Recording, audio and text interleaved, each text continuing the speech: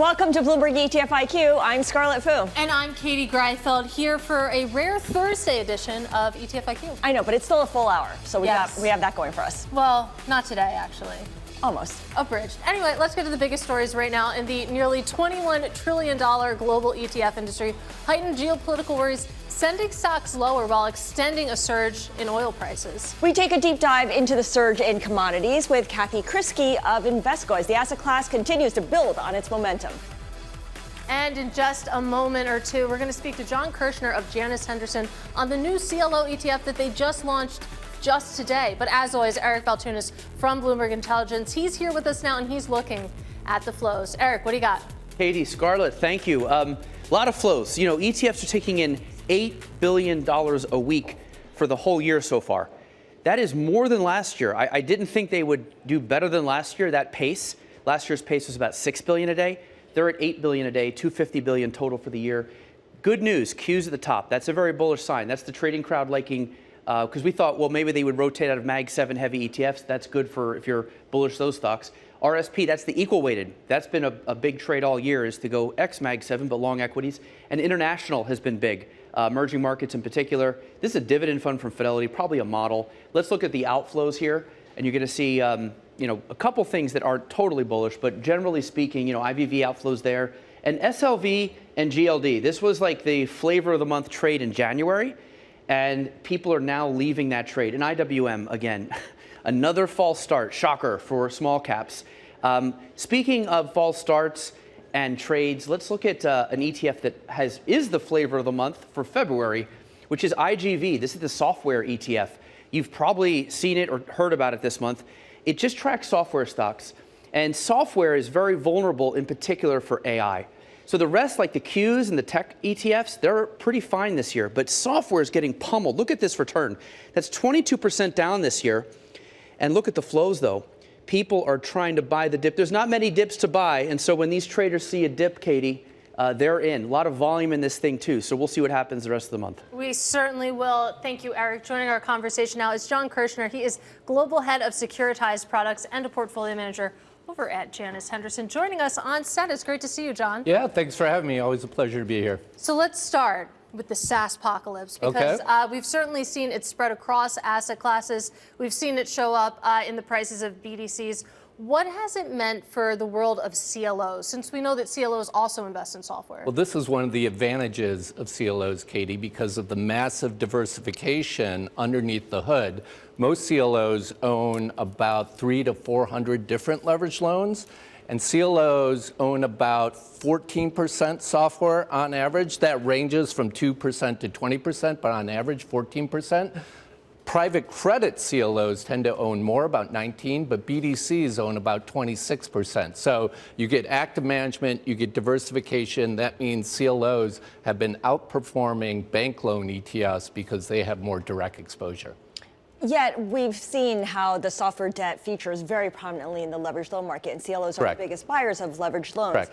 Have we seen from where you sit the worst of the anxiety? Because it certainly feels a little bit different this week than it did maybe 2 weeks ago. How has the AI scare really evolved from where you sit? Well, we're seeing the stock prices go down, but the defaults really haven't come up yet. And so it is hurting the equity tranches of CLOs and even the BB tranches, but not the BBB tranches yet. Again, that's why you want to be further up in the capital stack in this type of market. I'm looking at JAAA, which is your big blockbuster ETF. It's a household name at this point. I know you call it JAAA. Just forgive me, I call it JAAA. I know same you do, difference. Eric. Okay, JAAA is up. The returns are 25% with no volatility. I mean, it's literally like the most perfect straight line up you could imagine. Obviously, that is going to make people salivate. The ag is only up 1% with way more vol. Right. How is that possible? Keep going. Yeah, Keep going. I know, but it seems almost too good to be true. Like, how is it even possible to pull that off? Well, it's a floating rate instrument, and that's what keeps the volatility low. The ag is 6 years of duration. So if rates go up 100 basis points, the ag will go down 6%. That's a huge amount of vol that people are signing up for when they buy an ag type fund. So the floating rate nature really smooths out that vol, and yet it's still relatively high yielding, and that's where these impressive returns have come from. Let's talk about the flows as well, because last year JAAA took in about 7 point. I went with JAAA. It's JAAA. Come on. They have another. We ETF. have I thought you were on my team. Yeah, the new CLO ETF JAAA you can call JAAA. That's JAAA, which Yeah. we're going to get to. Okay. Yes. But I want to talk about JAAA a little bit more here. It took in $7.8 billion of flows in 2025. You take a look at the year-to-date flows, already has absorbed about $2.7 billion. And I'm curious where that's coming from. There's a really interesting piece of data coming from Cerulli, basically taking a look at what amount of ETF assets that model portfolios control. You can see that it's about 22% here, which is interesting because that's a sizable portion, but that pie slice has certainly grown. Are you seeing that sort of demand for JAAA, or how do you explain just these persistent inflows? Yeah, more and more we're seeing institutional investors utilize JAAA, and it's why we're launching JAAA, because a lot of these institutional investors said, we love JAAA, we love the low vol nature, we love the floating rate nature of it, but we want a little more yield. And if you invest in A-rated CLOs as opposed to AAA, right now you're getting about 50 or 60 basis points more. Over a cycle, it's more like 100 basis points more, and these institutional investors can weather that little bit more volatility that you get as going down the capital stack. So yeah, $2.7 billion so far. It's been very strong. We're over $27 billion in AUM, and it continues to climb. So there's JAAA, there's now JAAA that you're launching today. There's also JAAB. Correct. Talk a little bit about the investors who would gravitate to JAAA. Are they coming out of JAAB? Is that a different audience entirely? I actually think we'll see more investors come out of JAAA into JAA. Insurance companies in particular, they love that middle of the capital stack, that A-rated. It will still probably have a very high NAIC rating, which insurance companies care about. We're working on that rating. So we'll see, but I do think JAAB is more for investors that want to use that versus bank loan funds or even equity, whereas JAA, not a huge amount of volatility, more than JAAA for sure, but definitely more yield as well. I wanted to ask you about the big news of the day, which is this Blue Owl interval fund. Everybody tells me interval funds are where private credit should be. No way should they be in ETFs. I would say CLOs are not the most liquid things, and so there's been a history of ETFs packaging less liquid, maybe not illiquid. What's your take on this? Because halting redemptions is something we never see with ETFs. Correct. They trade through basically a nuclear war pretty much. But with these mutual funds and interval funds, they halt redemptions.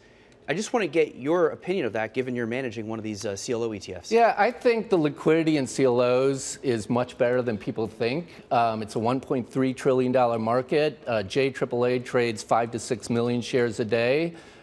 Even JAAB, several 100,000 shares a day. We've never seen that market shut down. So, and it's basically, it doesn't have the effect of these software losses that you would have in a private credit fund. Now, we've seen some private credit CLO ETFs. It's not what we do, but for what we're doing, the kind of the liquidity is not an issue for investors right now. So just to be, you would never launch a private credit ETF. Would you put a little private credit in an otherwise public credit ETF? Right now, our prospectus says no, and we have no plans to do that. Before we let you go, I do want to talk a little bit more about JAAA, which caught my interest because you don't see many two-letter tickers out there. This is one of them. It was interesting. You launched with a $100 million seed from Guardian. Of course, that is an insurance company, a life insurer. And it's interesting. I feel like you're seeing more ETFs starting to launch with seed investments. And I wonder, what led you to launch this particular fund with that sort of anchor investor? Well, we have a partnership with Guardian Life over now going on a year. So they've been great partners in that for these type of products that they really want to utilize, they have come to the fore with, fairly substantial seed. You don't see many ETFs launching with that much. And it makes a difference, right? Because the last thing people want to do is invest in an ETF and then have it never grow. So if you come out of the gate with 100 million, people all of a sudden feel pretty confident that there's an anchor investor, this will grow. We've proved that at Janus Henderson. We don't know just how to launch, we know how to grow and manage ETFs, and I think that's important to a lot of investors. All right, John, well, we really appreciate you stopping by the pleasure. studio. That is John Kerschner of Janus Henderson Investors. Now, coming up, commodities comeback. We speak to Kriskey of Invesco on the beneficiaries on the metal ETF rally. This is ETF IQ on Bloomberg.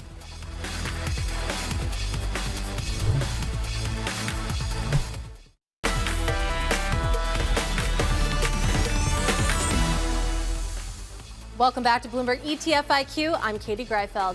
It's time now for the ETF brief, where I walk you through the trends and the stories that caught my eye in the ETF industry. And we start with 13Fs. This was interesting. Duquesne, the family office that's run by Stanley Druckenmiller, added in a big way to the iShares MSCI Brazil ETF in the final quarter of 2025. And if you'll remember, this ETF had its best month since 2020 in January. So a big bet on Brazil that paid off. Let's talk a little bit about the industry overall here, because we talk about fees a lot.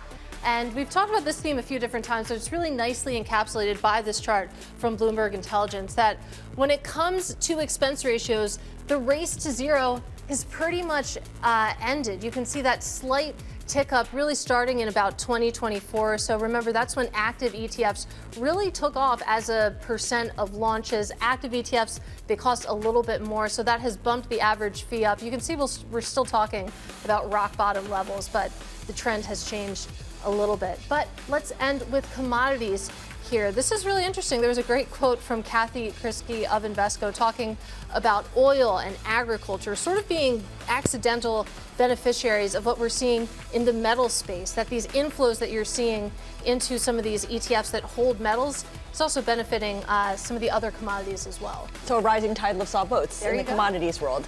Let's bring in Kathy right now. She's head of alternatives ETF strategy at Invesco, and she joins us in studio. So when you think about the commodities as a whole, the BCOM index has had this massive second half rally of 2025, and of course early 2026 went gangbusters as well.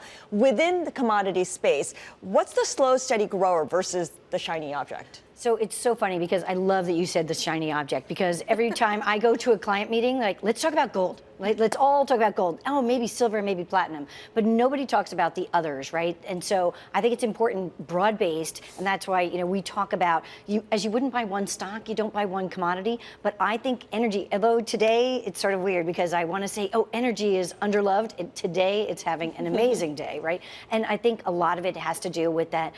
This year was a year of the glut, right? 2026, we knew we had all this production coming on board. So people were talking about $40 crude, and that this market was totally going to collapse. So a lot of people went short, but then we had other factors affecting oil. So one, geopolitics, which today is front and center, and we could talk about that. But two, also China stockpiling oil, right? So they have been buying oil, and they fully admit it, right? And so the idea that they're stockpiling oil, gold, copper as well. So generally, I think that energy was underloved, and now people are understanding, yes, the geopolitical risk is first and foremost, but it really deserves a part in a portfolio. Underloved, underinvested. When it comes to investors sort of increasing their allocation to their space, how much more runway do you think that, as a sort of bullish tailwind here, has to run? Because, I mean, energy, commodities in general, it has been in the spotlight now for a couple of months, if you want to be generous.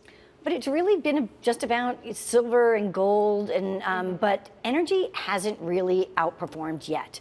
And again, if we think about what possibly could happen over the next few weeks geopolitically, that is a real concern. So we sort of joke, because every Friday, traders that have sort of shorted because of the glut, they always go long the call options, like Brent call options. And we see it every Friday, because the idea is that we're going to have attacks, if we have them, over the weekends.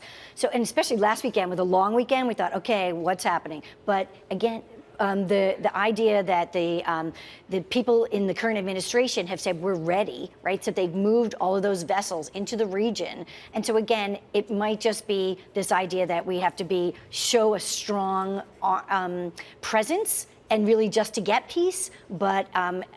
Again, I think that this could go much higher. I was talking to a client just earlier today, and he said one of the risks are not just like the Strait of Hormuz, right? So we know that 20% of global oil comes through the Strait of Hormuz. So that's a big risk. But does Iran really risk shutting that, right? I think that's why a lot of the vessels have been moved into that region to keep that flow of oil going, right? But what if Iran starts to self-sabotage or does something like that, right? Closes it, so they they know that the current administration wants lower oil prices, right? I joke that Americans typically, they know two stats, what they paid for gasoline and what their mortgage interest rate is, right? And so, as we head into the midterm elections, people are really focused on that. Right. So I think that, again, we have to be very strategic about playing hard with Iran, but also not moving that price at the pump too high.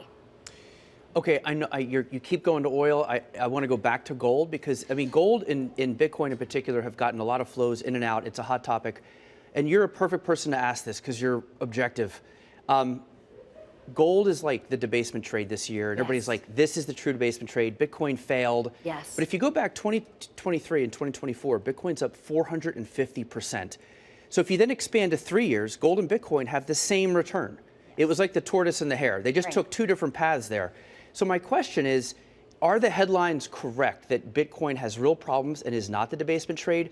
Or is this just an example of Bitcoin being young and moving in a much more volatile fashion? I think it's the latter. And you know Bitcoin really well too, Eric. So generally, I think, though, the story, it is such a young, I don't even want to say commodity. It's a young investment. And so I think we partnered with Galaxy in our product, I should say BTCO, our ETF, but we partnered with Galaxy and we were with them yesterday and they were sort of like laughing that like, wow, 70 is such a low price. Like we love 70, right? And so, because they have long history of being in this market. So yes, I love the gold, as you know, like gold with the debasement trade, gold, silver, and platinum have all been used for the debasement trade and Bitcoin no longer being used. And just to define it, what is the debasement trade? It's the concern about all the debt, right? And so generally, we know that we have to work on the what we use to hedge for this debt. And it is a concern. The current administration doesn't talk a lot about the level of debt. So, but I think that right now, Bitcoin as a debasement trade, I think it's on the sidelines, right? And it really is just a precious metal story. Precious metal story, and silver gets kind of wrapped up with gold, but silver is very much an industrial metal here. At what point do people start looking at it as an industrial metal rather than a precious metal, a poor man's gold? I know, I feel so bad because everyone wants to talk about silver, but I have real issues with silver, right? Silver is a really small, easily manipulated market. And so I think when investors get all excited about it, it becomes like a meme stock. And no defense, but I've been in commodities for a long time, and I love that we waited 45 years for it to break $50 an ounce. No joke, 45 years. And then all of a sudden it goes over 100. It makes no sense. So in industrial uses, the biggest industrial use is solar panels, right? But it went from 5% cost of a solar panel to almost 30% cost. So now people, especially in Asia, are looking for substitutes. That is a major problem for silver. So I know everyone loves it and the debasement trade, sure, fine, but I'm concerned. Remember, small, easily manipulated market. It is not gold.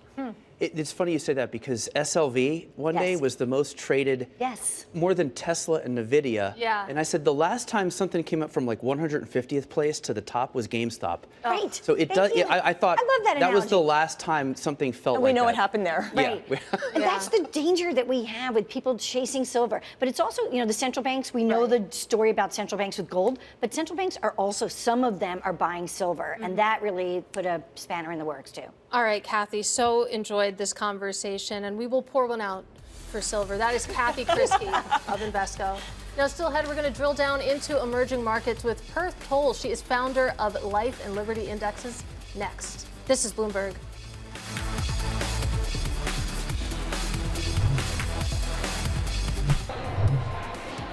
I'm Nora Melinda. Let's take a look at your midday movers. First up, for the first time ever, Steve Cohen, the owner of the New York Mets, topped Bloomberg's annual list for the world's best paid hedge fund managers.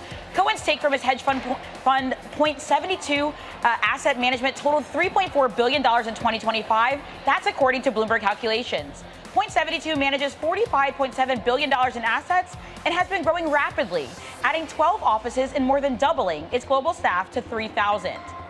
Also, Blue Owl Capital shares are falling after the company decided to restrict withdrawals from one of its private credit funds, raising concerns over risks in the $1.8 trillion market. Its fund will return capital to investors through periodic distributions instead of quarterly redemptions, after selling $1.4 billion in direct lending investments. The move has sparked fears over valuations and lending quality in the private credit market, with some questioning whether it is a canary in a coal mine moment for the industry. Meanwhile, Walmart's in focus after the company issued a full-year earnings forecast that fell short of the average analyst estimate, with the retailer citing the need for flexibility amid unpredictable times for consumers. Walmart's conservative stance reflects the unusual state of the U.S. economy, which is expanding at a solid clip, but seeing little employment growth. Walmart aims to keep gaining market share by keeping prices low and continuing momentum in online delivery services.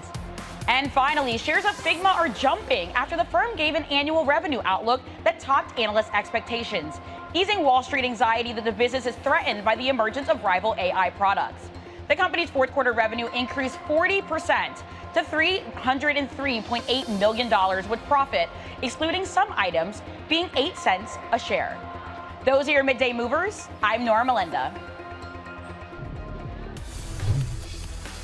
All right, now let's get you to the ETF life cycle, where we walk you through the three main stages of ETFs, from initial filings to final farewell. Step one is the filing. Roundhill Investments submitting paperwork for 6 funds covering U.S. election outcomes through prediction markets. The ETFs cover presidential, Senate, and House races across both the Republican and Democratic parties. Each fund would hold event contracts that settle at either $1 or 0.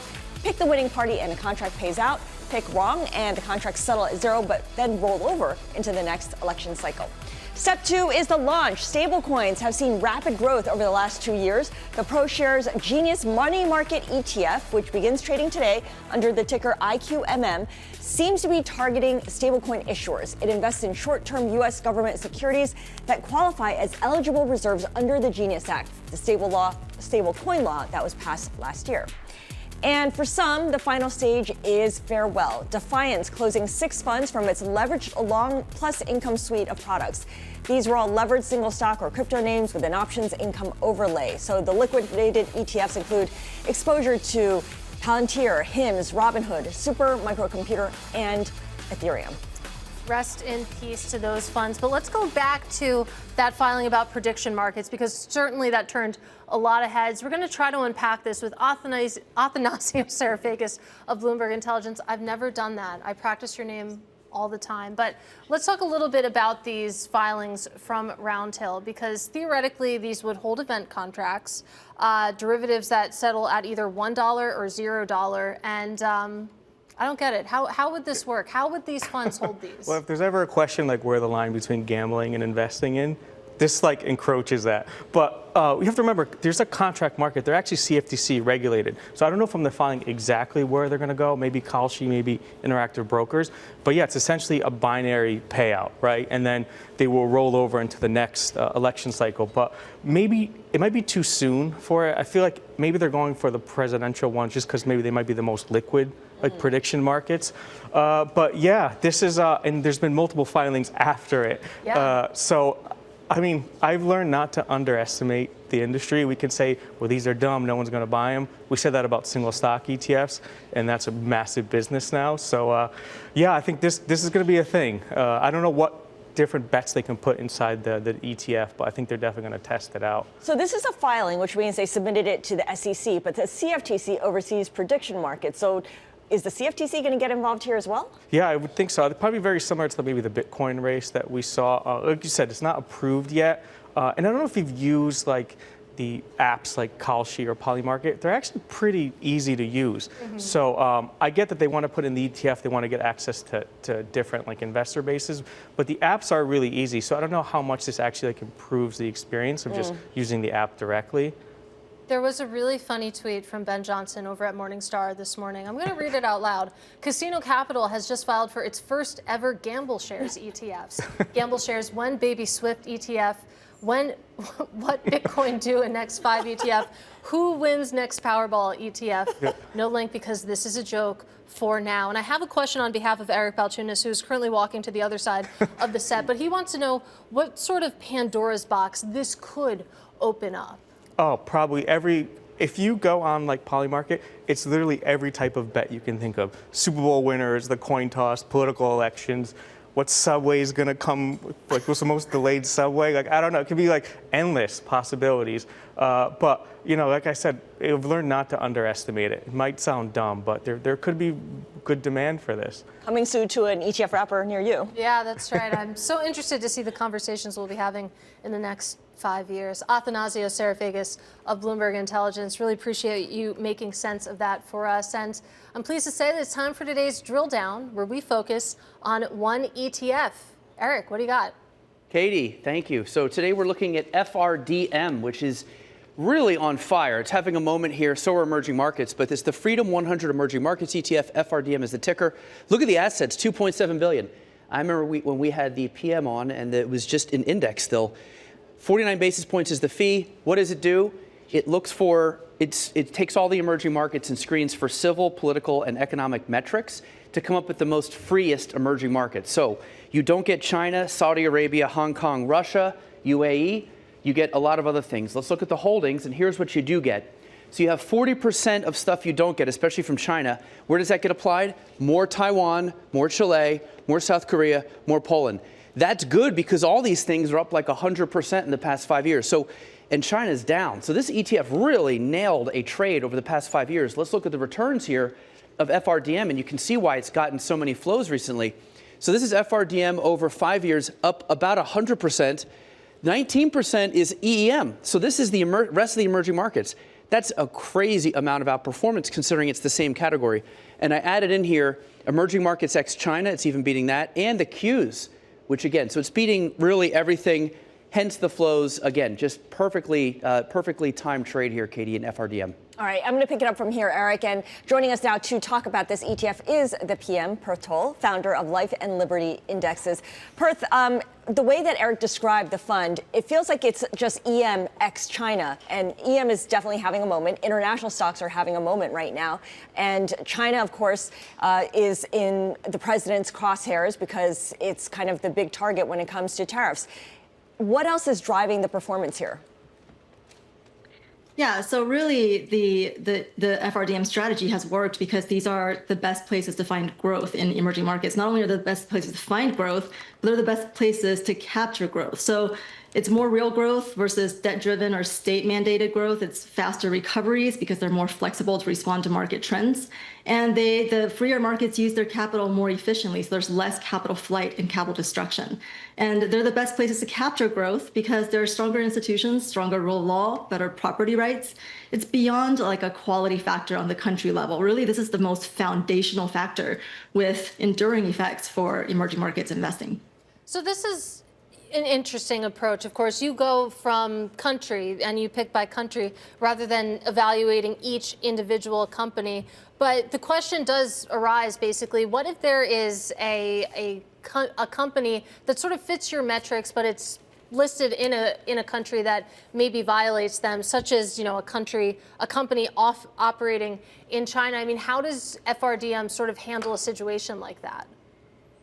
Yeah, so there are definitely good companies in so-called unfree markets, but those companies are constrained in ways that their counterparts in the freer markets are not. So, companies in China, for example, answer to the state first before their other stakeholders like customers and shareholders.